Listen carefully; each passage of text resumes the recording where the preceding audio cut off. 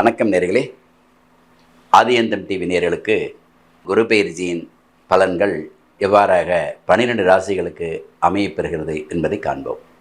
சூரிய பகவான் இல்லைன்னா உலகத்தில் எதுவுமே கிடையாது. சிம்மராசிக்கு அதிபதியே சூரியன் தான். சூரியன் 11ஆம் வீட்டில் இருக்கும்போது அமோகமான பலனை, எக்ஸலண்டான பலனை கொடுப்பார்.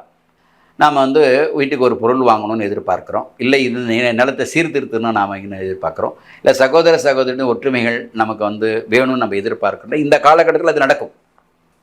ஆக இப்போ நம்ம தங்கத்தில் முதலீடு பண்ணலாமா, நிலத்தில் முதலீடு பண்ணலாமா, மண்ணா பொண்ணா அப்படின்னு கேட்டால் மண்ணிலையும் இன்வெஸ்ட் பண்ணலாம், பொண்ணுலையும் இன்வெஸ்ட் பண்ணலாம்.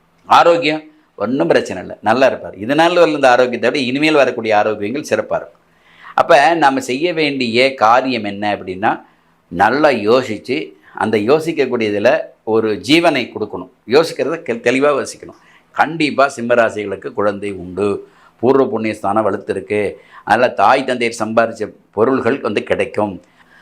ஆக நம்மளுடைய வாக்கு வன்மைங்கிறத மட்டும்தான் கவனமாக நம்ம கையாள வேண்டிய கட்டாயம் இருக்கும். கொடுத்த வாக்குகளை சரியாக நம்ம காவந்து பண்ணி நம்ம அது நிறைவேற்ற வேண்டிய கட்டாயம் இருக்கும். என்ன ரீசன் அப்படின்னா, வாக்குஸ்தானத்தில் இருக்கக்கூடியவர் சனி பகவான் பார்க்கிறார்.